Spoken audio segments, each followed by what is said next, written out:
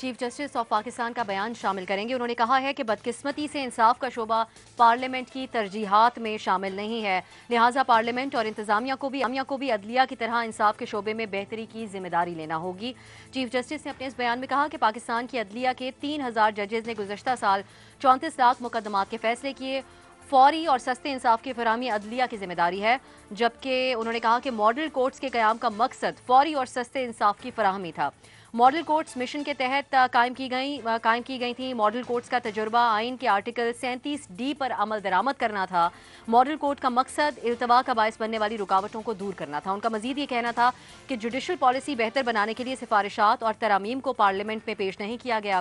بدقسمتی سے انصاف کا شعبہ پارلیمنٹ کی ترجیحات میں نہیں ہے، پارلیمنٹ اور انتظامیہ کو بھی عدلیہ کی طرح انصاف کے شعبے میں بہتری کی ذمہ داری لینا ہوگی۔ اسی پر گفتگو کریں گے اپنے پینل سے۔ سوال اس طرح سے ہے، بطِ انصاف کا شعبہ پارلیمنٹ کی ترجیحات میں نہیں ہے، چیف جسٹس آپ سے یہ جاننا چاہیں گے کہ انصاف کی راہ میں بڑی رکاوٹ کیا ہے آپ کے خیال میں؟ سب سے پہلے مظہر عباس صاحب کی طرف جائیں گے۔ مظہر عباس صاحب، آپ کے خیال میں انصاف کی راہ میں رکاوٹ کیا ہے؟ دیکھیے، سب سے بڑی رکاوٹ یہ کہ آپ کے ملک میں قانون کی حکمرانی ہی نہیں ہے، اور قانون کی حکمرانی کا تصور ہی نہیں ہے۔ آپ دیکھ لیں، آپ پچھلے 71 سال کی تاریخ اٹھا کے دیکھ لیں کہ بدقسمتی سے ہماری عدلیہ نے بھی ان لوگوں کو نظریہ ضرورت کے تحت قانون کی حکمرانی کا حق دیا جن کا حق ہی نہیں بنتا تھا، جنہوں نے آئین کو سبوٹاج کیا، آئین کو ایبروگیٹ کیا، آئین کو ایک سائیڈ پہ رکھا، آئین کو کاغذ کا ایک ٹکڑا مانا۔ اس کو ہماری اعلیٰ ترین عدلیہ نے لیجیٹمائز کیا، اس گورنمنٹ کو، ان کو یہ اختیار بھی دے دیا کہ آپ چاہیں تو آئین میں ترامیم کر لیں۔ تو ہماری قانون کی حکمرانی، پھر جو ہمارے سویلین رولرز آئے، ان کے نزدیک تو یہ انصاف کی فراہمی صرف وہی ہے جو انصاف ان کو مل جائے۔ جو چیز ان کی انٹرپریٹیشن میں انصاف ہے وہ یہی ہے کہ ان کو ریلیف ملتا جائے۔ تو ہماری اب میں ضرور یہ چیف جسٹس سے قانون کی حکمرانی کا نہ ہونا آپ کے خیال میں وجہ ہے؟ جی، قانون کی حکمرانی کا نہ ہونا جو ہے میرا خیال ہے، اور قانون کی کچھ صاحب وقت کی کمی ہے سوال میں ہمارے پاس۔ ارشاد بھٹی صاحب، آپ کے خیال میں رکاوٹ کیا ہے انصاف کی فراہمی میں؟ دیکھیے، پہلی تو سپریم کورٹ اور چیف جسٹس صاحب کو مبارک، یہ ماڈل کورٹس کا یہ بہت اچھا تجربہ ہے، اور یہ سہیل ناصر صاحب اس کے ڈی جی مانیٹرنگ ہے، ان سے 2-3 مرتبہ بات ہوئی، بہت اچھے فیصلے ہوئے، بڑا جلدی فیصلے ہو رہے ہیں، اور اس کو اور وسیع پیمانے پر پھیلانا چاہیے۔ دوسری بات ہے، نظام عدل بھی اس میں قصوروار ہے۔ وہ چیف جسٹس صاحب خود فرما چکے ہیں کہ 21 لاکھ مقدمے ہیں، 3000 جج ہیں، ہم 24 گھنٹے بھی کام کریں تو کچھ نہیں ہوتا۔ معاشرہ اس میں بڑا رکاوٹ ہے، مدعی، ملزم، پولیس، اتنی تاخیری حربے، اتنے، اور وکیل، سارے یہ سب مل کر، اور آخری پارلیمنٹ میں چیف جسٹس صاحب، اگر آپ ان کے مقدمے ترجیحی بنیادوں پر نہ سنیں، انہیں آپ بیسمنٹوں میں انصاف نہ دیں، انہیں آپ سر آنکھوں پر نہ بٹھائیں، ہماری ساتھ لائنوں میں لگائیں، تو اللہ کے فضل سے یہ آپ کے ساتھ کھڑے ہوں گے۔ جب ان کو انصاف مل جاتا ہے بر وقت، اور تو پھر باقیوں کو ان سے کیا تعلق ہے؟ ان کے کیا پارلیمنٹ کا عوام سے کیا لینا دینا؟ پارلیمنٹ کا بھی آپ آپشن لے رہے ہیں، ٹھیک ہے، صحیح۔ محمل، آپ کے خیال میں؟